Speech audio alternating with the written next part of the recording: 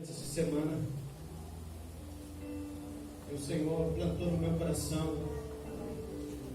Gostaria que obreiros e pastores ficassem em espírito de oração, porque é uma palavra poderosa que vai mudar a vida de vocês, amém? Vocês creem assim? Nós temos um tema: não deis lugar ao diabo. E é uma das coisas hoje que tem muita gente que está dando lugar, trocando o lugar de Deus com o diabo. E é por isso que muitas coisas não prosperam. Muitas famílias não crescem. Está tomando o lugar de Deus. Eu quero falar um pouco sobre isso hoje. O texto base é lá no livro de Efésios, capítulo 4, versos 27. É um versículo pequeno que fala: não deis lugar ao diabo. E eu quero ler também o Salmo 32.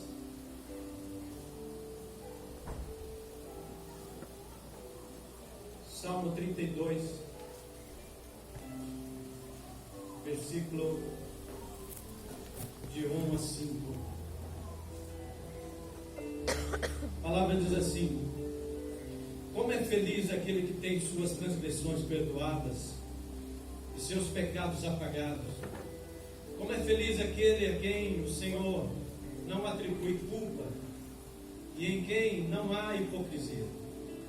Enquanto eu me mantinha escondido os meus pecados, o meu corpo definhava de tanto gemer, pois de dia e noite a tua mão pesava sobre mim, minhas forças foram se esgotando como em tempo de seca. Então eu reconheci diante de ti o meu pecado e não encobria minhas culpas, e eu disse: confessarei as minhas transgressões. Eu vejo que Deus deseja que a gente seja limpo de mão e de coração. Outra coisa eu quero dizer: você entrou aqui dentro para ouvir uma palavra que vai mudar a tua vida completamente. Se você pensa que você veio aqui porque você quis, não. Você veio porque o Senhor te trouxe aqui para ouvir essa palavra nessa noite. Tenho certeza absoluta disso. Amém? Veja bem, eu gostaria que você orasse comigo e repetisse essa palavra. Você pode repetir comigo, por favor? Diz assim: Pai, em nome de Jesus, eu declaro que os olhos do entendimento nunca mais eles estarão fechados para ouvir esta palavra, para que eu possa guardar no meu coração e praticar ela, para que seja remédio para a minha vida, e que eu seja curado, que eu seja livre de qualquer obra que não provém de Deus. Amém, Jesus? Eu quero introduzir esta palavra no livro de João, capítulo 14, 30. Jesus disse assim: já não falarei mais convosco, pois se aproxima o príncipe deste mundo, e ele nada tem de mim. Eu vejo assim como filhos de Deus, como nós somos filhos de Deus. Se o diabo não pode ter nada de Jesus, também não pode ter nada nosso. Nós declaramos que nós somos livres e que muitas vezes nós vacilamos e nós sofremos. O texto aqui diz: não deis lugar ao diabo. O diabo só pode ter um lugar em nossas vidas se nós abrirmos portas para ele. E que quando nós abrimos portas, nós damos legalidade para que ele possa trabalhar na nossa vida. E eu vou falar uma coisa para vocês: que quando nós damos legalidade para o nosso inimigo trabalhar na nossa vida, nós sofremos demais. E eu declaro sobre a tua vida nesta noite uma unção poderosa para que você não perca nenhuma palavra do que eu vou dizer aqui. Eu declaro que a sua mente está totalmente voltada a essa palavra. Não perca um minuto, porque Deus deseja falar com a sua vida. Se o diabo não tem nada de Jesus, também não pode ter nosso. Amém, Jesus? Nós somos livres e eles não podem nada contra a nossa vida. O texto lindo diz assim: não deem lugar ao diabo. Ou seja, o diabo só pode ter lugar em nossa vida. Eu repito, se nós dermos legalidade para ele trabalhar. Eu quero falar nesta noite sobre 4 portas. 4 portas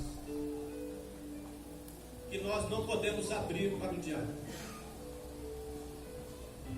E essas 4 portas, elas são importantes. Tem muitas outras, mas biblicamente eu tenho base para falar sobre essas portas que não deve abrir.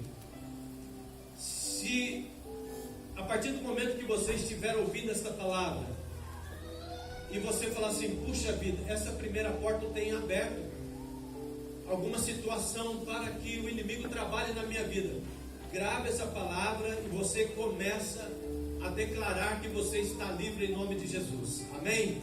Então essa primeira porta eu falo sobre abrir a boca para amaldiçoar. Ah, pastor, mas a minha boca é santa. Mas eu sei, eu declaro isso. Mas quantas vezes você, mesmo não se apercebendo, você solta palavras de maldição?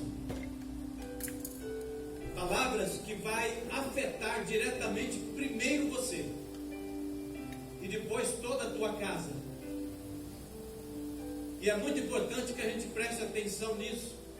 O diabo irá agir em cima das palavras que nós liberamos na vida de pessoas, no nosso trabalho, em cima do dinheiro que nós recebemos. Quantas pessoas recebem o salário? Primeira coisa que ele fala: esse salário é uma miséria, não vai dar para pagar minhas contas.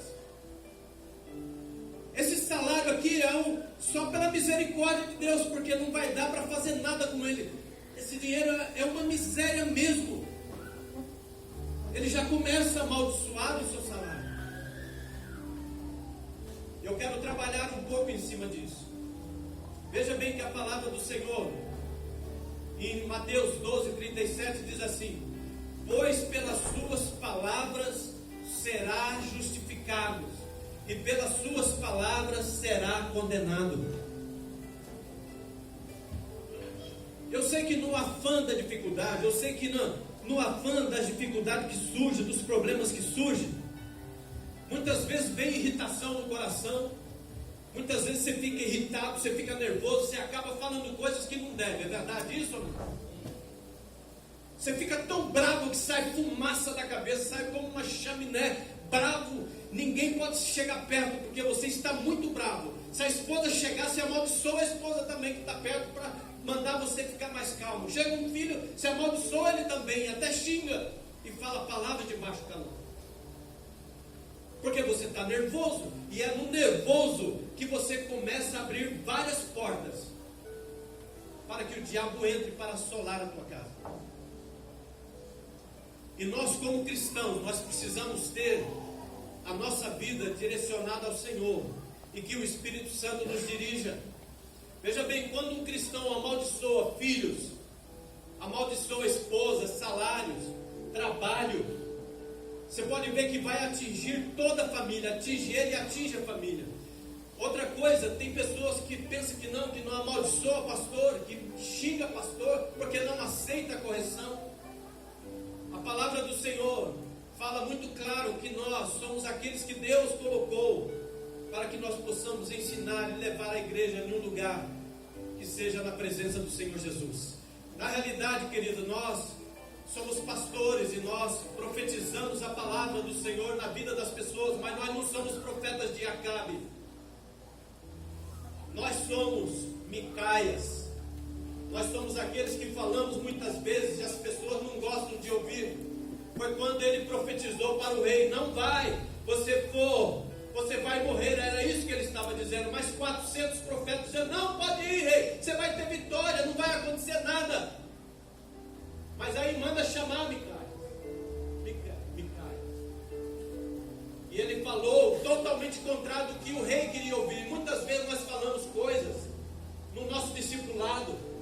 ensinamos coisas que as pessoas não querem ouvir. E nós temos que tomar muito cuidado com palavras que nós falamos, porque isso pode prejudicar diretamente você. Porque quando nós fazemos isso, nós estamos abrindo portas enormes para o diabo tocar na nossa vida e tocar na nossa família. Por isso que hoje na escola nós falamos muito sobre discernimento. Nós falamos muito sobre a importância de que os dons espirituais se manifestem na nossa vida, para que a gente possa andar diante de Deus em excelência. No livro de Provérbios 18, 21, diz assim: vida ou morte está no poder da língua. Aquilo que você fala comerá do seu fruto.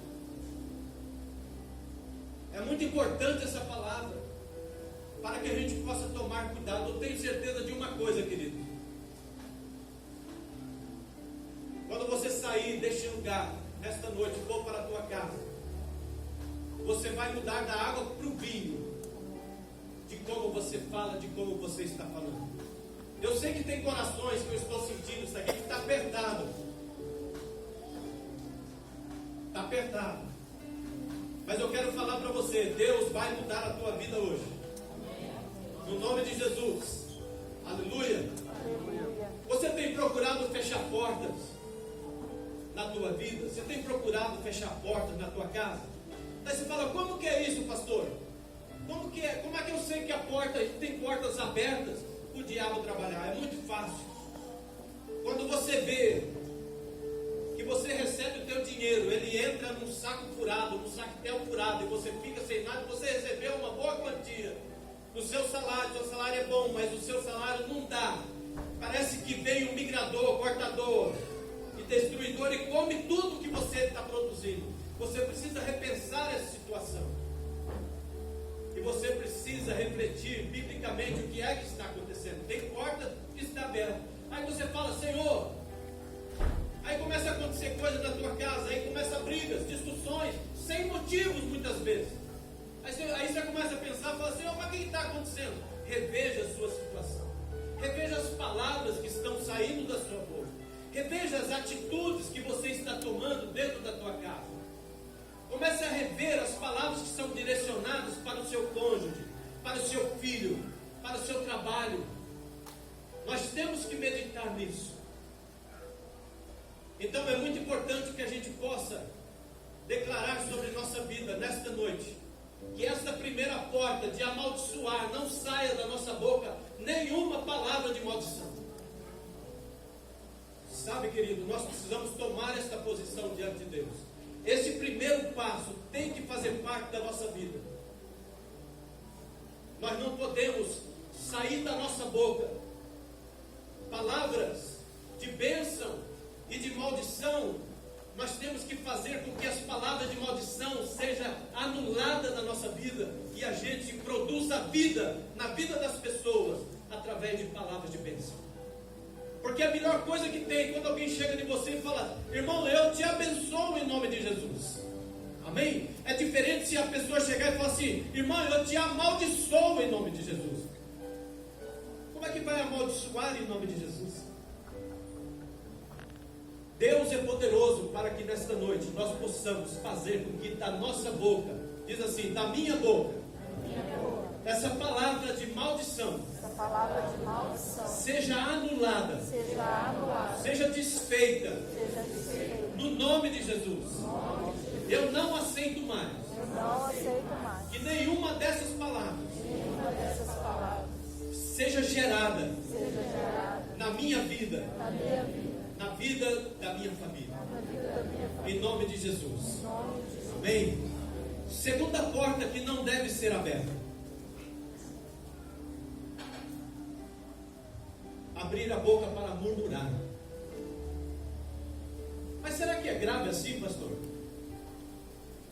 Será que murmurar é tão grave assim? Nós vamos ver a importância de nós não sermos murmuradores. 1 Coríntios 10:10 diz assim: e não murmureis como também alguns deles que murmuraram e foram mortos pelo destruidor.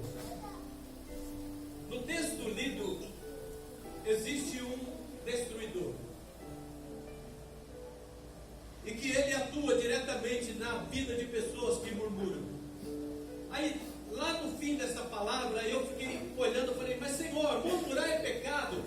O Senhor deu uma palavra poderosa que você vai sair daqui sabendo desta noite. Sabe, o povo que se referiu Paulo foi aqueles que saíram do Egito, aqueles que estavam destinados à terra prometida.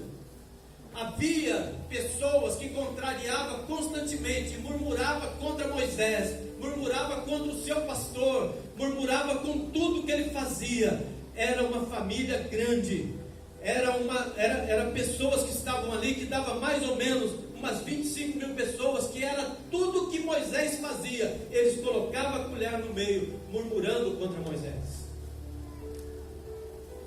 Então há pessoas que nunca estão satisfeitos com as coisas que ele recebe de Deus, nunca estão satisfeitos com aquilo que ele tem, sempre vai estar murmurando com aquilo que ele recebe e que Deus dá para ele. Sabe, uma das coisas que nós precisamos sempre agradecer, sabe, eu amanheci com vida.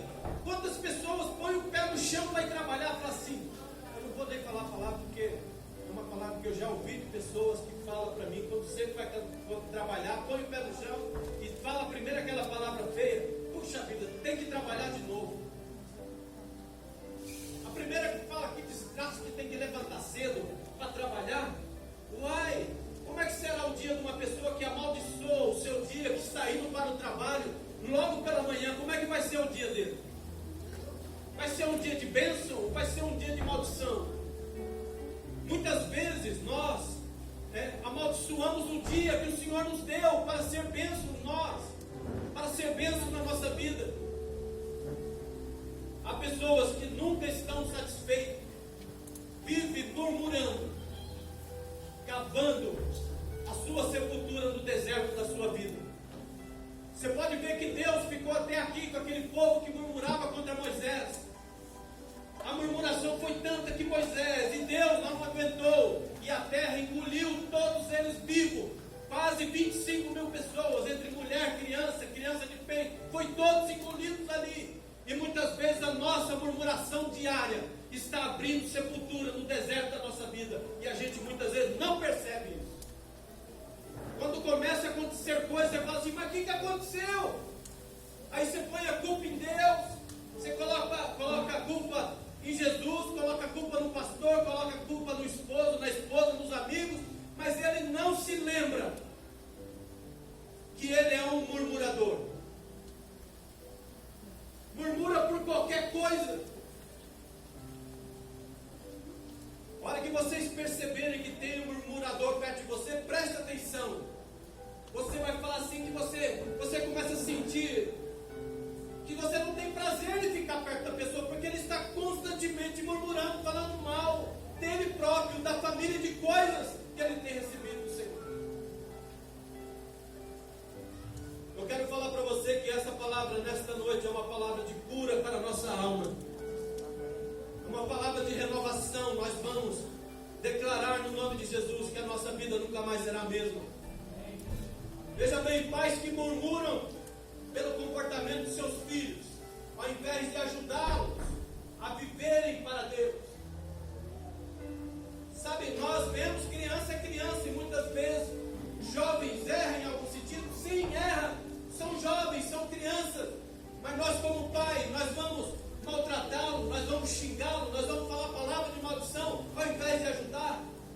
Nós vamos ficar murmurando do nosso filho. Chega para uma amiga e começa a falar mal do próprio filho.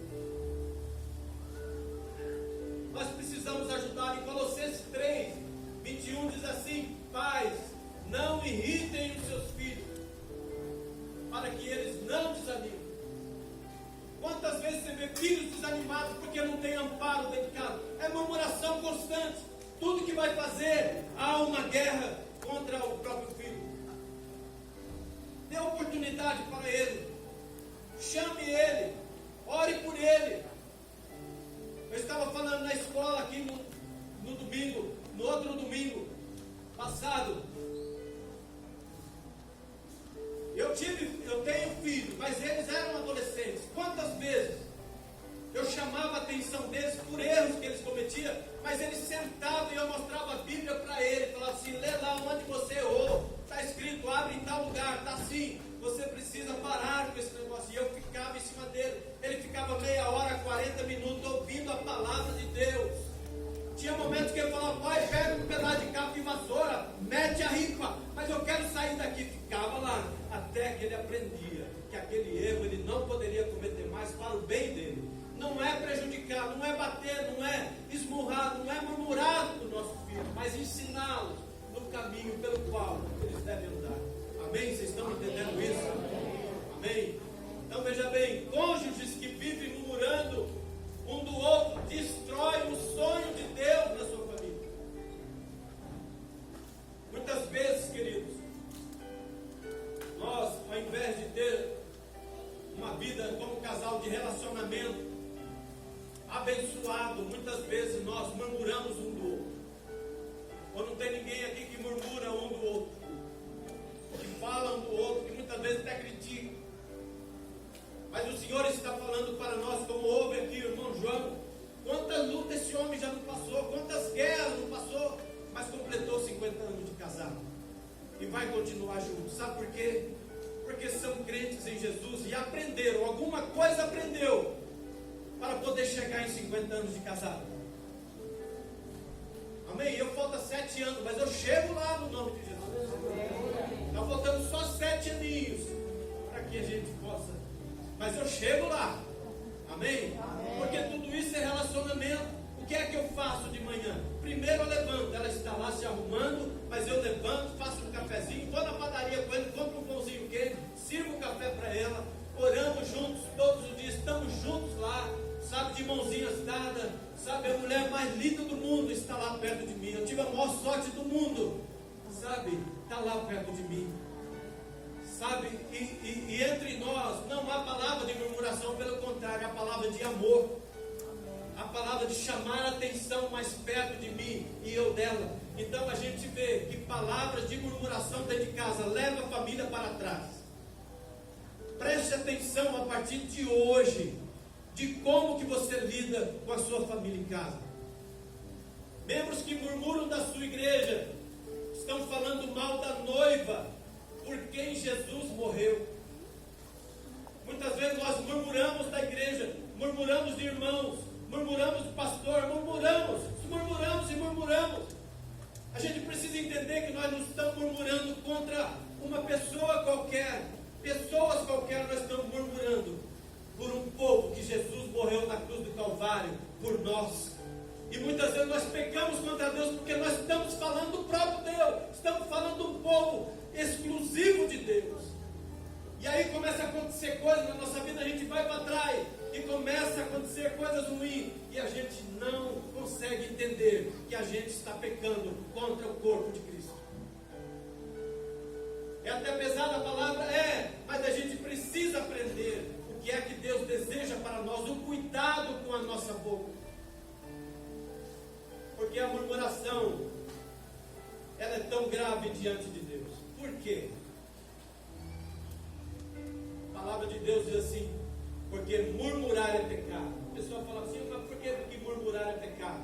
Veja bem, pois é pecado porque mostra a nossa insatisfação com aquilo que Deus está dando para nós. É por isso que é pecado murmurar. É por isso que é pecado a pessoa recebe alguma coisa e fica murmurando, fica reclamando constantemente do que você tem na tua casa. Nunca há uma satisfação completa. Você sempre quer mais e cobrando. Ao invés de só cobrar, você murmura. Você fala palavras que não deve falar. E aí começa a acontecer coisas terríveis na nossa vida. Insatisfação daquilo que Deus está fazendo por nós. Será que nós não temos que agradecer pelo menos pela vida que nós estamos aqui? Será que nós não temos que agradecer a Deus amanhã, quando nós estivermos levantando com saúde, disposto, com vigor, levantando braços,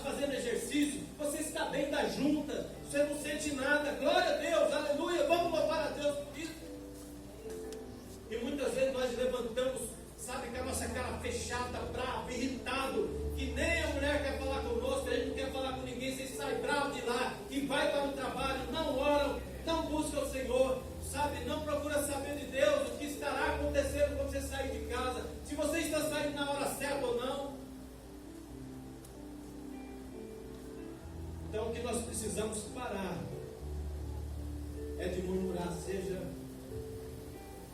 de quem for, principalmente da casa do Senhor. Terceira porta: tolerar o pecado, seja em nós, seja na família, seja na igreja. O que é que eu estou querendo dizer de tolerar o pecado? É quando eu sei que alguém praticou um pecado e eu não tomo providência com relação a isso. No livro de 1 Timóteo 5,22 diz assim: não te torne cúmplice de pecados de outrem, conserva-te a ti mesmo puro. Quem consente torna-se conivente. Então é algo muito sério que hoje acontece em todas as esferas. Acontece dentro de casa, muitas vezes a gente é conivente com pecados graves que acontecem. Nosso filho, irmãos, amigos, parentes, comete determinado pecado e a gente passa por cima disso como se nada tivesse acontecido. A gente tem que tratar isso, porque se eu não trato com isso, logo eu também sou culpado pelo mesmo pecado que aquele cometeu, e eu também sou responsável por ele. Vocês estão entendendo o que eu estou falando? Da importância disso? Veja bem, quem consente está conivente, é cúmplice, executor do pecado junto com quem comete. É a mesma coisa quando alguém fala assim: você estava com ele, viu, irmão? O senhor estava com ele lá naquele assalto lá. Eu? Não, você estava, tem testemunho, você estava. Você vai preso junto com o outro. É conivente. Faz as coisas junto com o outro e você comete o mesmo pecado que o outro. É tão grave que Paulo declarou lá em Romanos 1,32: os quais, conhecendo a justiça de Deus, não somente fazem essas coisas, mas também consentem aos que fazem. Deste modo também responderão diante de Deus diretamente pelo pecado que o outro cometeu, se eu for conivente com esse pecado. Vamos supor, tem em um determinado lugar onde há um servo de Deus que está ali, seja um líder de célula, seja um pastor, seja que tem uma outra autoridade, mas a pessoa que está lá dentro cometeu um pecado grave, mas ele simplesmente passa a mão no irmão. Não, irmão, isso daí acontece mesmo, olha, fica tranquilo porque isso vai resolver, tá bom? Olha, não esquenta a cabeça não. E na realidade ele está sendo conivente com o pecado daquele lá. Amém? Vocês estão comigo, queridos? Amém. Aleluia. Veja bem, e se o pastor não confrontar o pecado do membro da sua igreja, ele vai contaminar todo o corpo que está aqui na igreja. Mas vai falar: mas será que pode ser? Pode, porque nós servimos ao Senhor e este é o corpo de Cristo, e o corpo de Cristo precisa estar bem. Outra coisa, se o pai de família não confrontar o pecado dos filhos, seu lar inteiro será afetado. Estou falando sobre isso, irmãos, porque há muitas coisas que estão impedindo a glória de Deus na nossa vida. Está impedindo o poder de Deus se manifestar na vida das pessoas. Sabe por quê? Porque há pecados não confessados.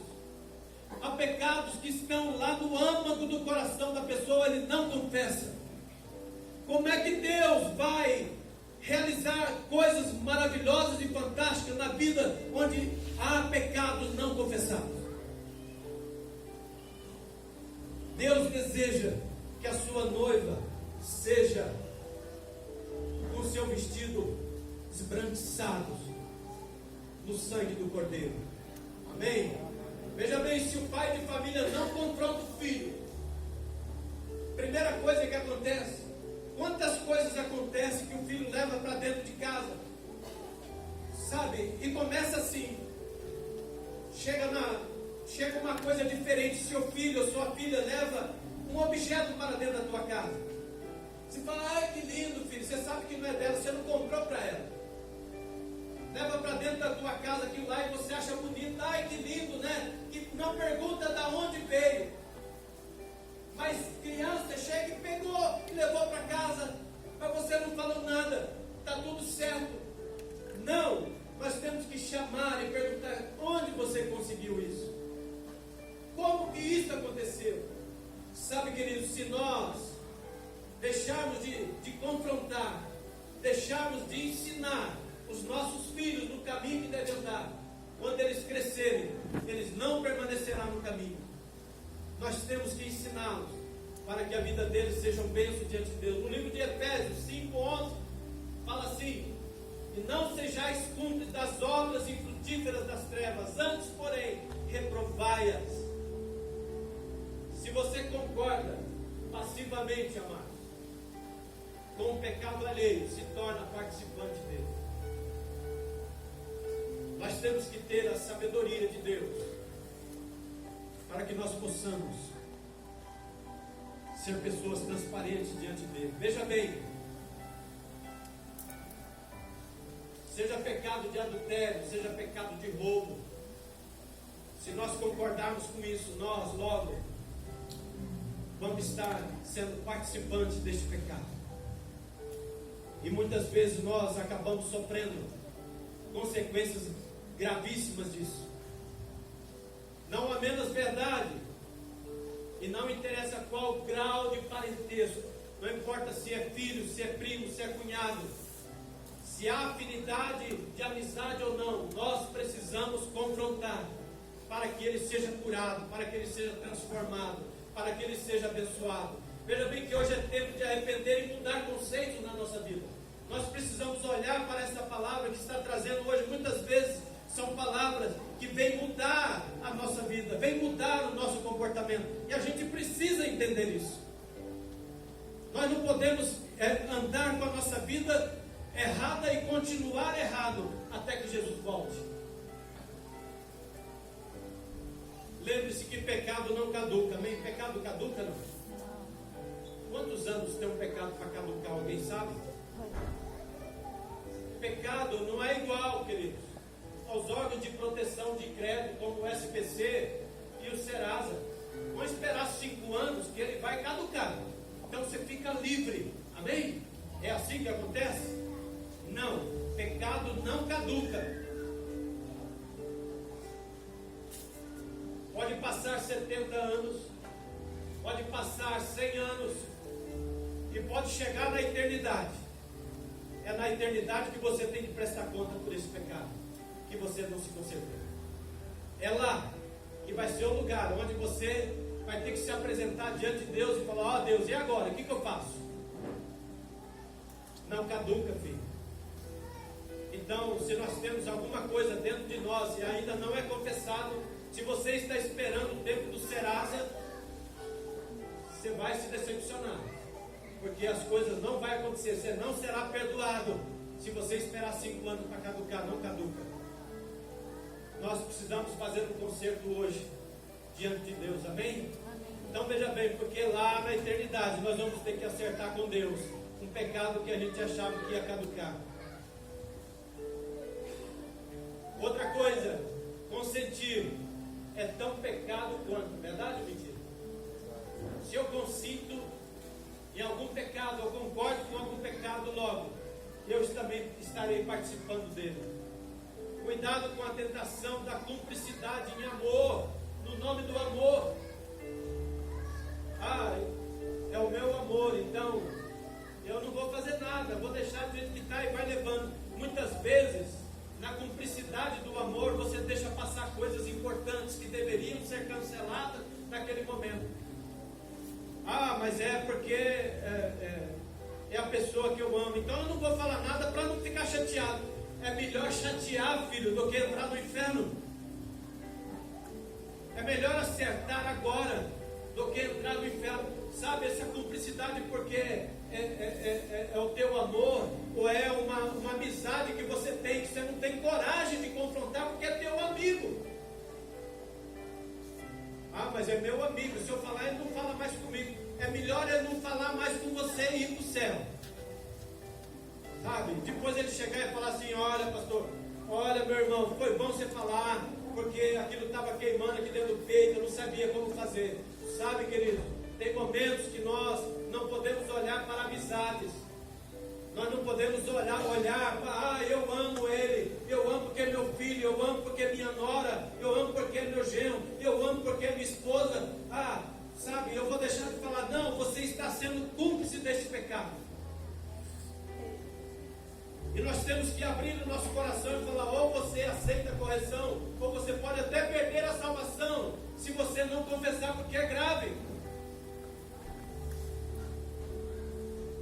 Sabe, querido, eu tenho certeza que eu não estou falando do vazio aqui. Estou falando algo que é importante para a cura da nossa alma e que as portas sejam fechadas. Porque muitas vezes você não tem a chave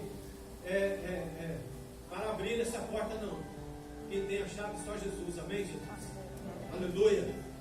Sabe, amar não é ser cúmplice.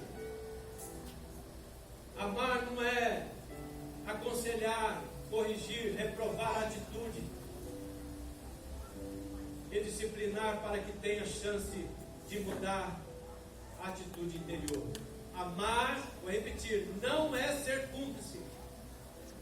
Amar é aquele que fala, amar é aquele que corrige, amar é aquele que expõe o pecado. Sabe por quê? Porque você quer o bem dele, você quer que ele vá para o céu. Amar é aconselhar, corrigir e reprovar atitudes que estão na vida dele. Porque se você não fizer isso, você vai ter problema. A pessoa vai ter problema, o seu lar terá problema. Então, queridos, nesta noite nós precisamos saber que é melhor a gente reprovar atitudes para que a pessoa possa alcançar a salvação. O diabo tem prevalecido na vida de muitas pessoas dentro da igreja por omissão, por serem cúmplices do pecado. E isso é prejudicial na nossa vida. O diabo se alimenta do pecado. Eu vou falar uma coisa: se o diabo está atento a isso e sabe que a pessoa está em pecado constante, aquilo é um prato cheio para ele. Ele vai entrar na pessoa e vai ficar lá. Nós precisamos discernir isso para que a gente tenha vida. Quarto e último ponto: não está inseridos no corpo de Cristo como igreja dele. É uma das portas que nós não podemos deixar fechar. Nós precisamos fazer parte. Veja bem, o texto diz aqui que as portas do inferno não prevalecerá contra a igreja de Cristo. Quais as portas do inferno não prevalecem contra a igreja de Cristo? Eu não quero participar de nada da igreja. Eu não quero fazer parte da igreja. Eu quero ficar independente. Aí essa palavra bíblica é totalmente contrária. A porta prevalece sobre a sua vida, porque você está fora daquilo que Deus está falando. Porque quem é a igreja? Diz assim: a igreja sou eu. Eu sou a igreja de Cristo. É por isso que as portas do inferno não prevalecem contra nossas vidas. Mas nós precisamos estar em comunhão um com o outro. Então, queridos, eu quero dizer uma coisa: se você não está inserido numa igreja, você precisa estar inserido, para que as portas do inferno não prevaleçam contra a tua vida. Hoje é cada vez maior o número de pessoas que dizem ser cristãos, mas não tem compromissos com a igreja, não tem compromisso com o Senhor que ele serve. Qual é a importância que a igreja tem para você, para a sua vida, para a sua família? Qual é a importância? Eu quero concluir esta palavra nesta noite. Vocês estão entendendo o que eu estou falando, amado? Não deis lugar ao diabo. É uma das coisas que nós precisamos fazer. Eu já expliquei aqui nos primeiros passos como não dar lugar ao diabo. nós temos que estar centrado em Deus. Nós precisamos estar em comunhão com Deus. Precisamos estar ligados nele, na oração, na palavra, estando participando dos cultos, dos trabalhos, para que a gente possa encher do Espírito Santo. Sabemos que o diabo veio para roubar, matar e destruir. Jesus veio para fazer o quê? Dar vida e vida em abundância. É Ele que nós servimos. Amém? Então vamos fechar a porta na cara do diabo e abrir os nossos corações para Jesus. No final desse culto, se tiver alguma pessoa aqui que ainda não aceitou Jesus como Salvador da sua vida e deseja fazê-lo isso hoje, nós estaremos orando por você e declarando que você vai fazer parte do corpo de Cristo. Amém? Amém. Gostaria que você ficasse em pé para que a gente possa orar junto. Eu vou orar e você vai repetir comigo esta palavra.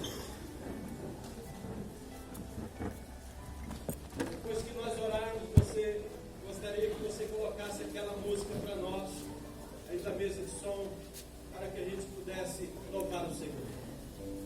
Repita comigo esta palavra, todos, por favor. Diga assim: Senhor, eu declaro, neste momento, eu estarei fechando as portas que abri em minha vida, seja por ignorância ou por desobediência, em minha família, em meus negócios,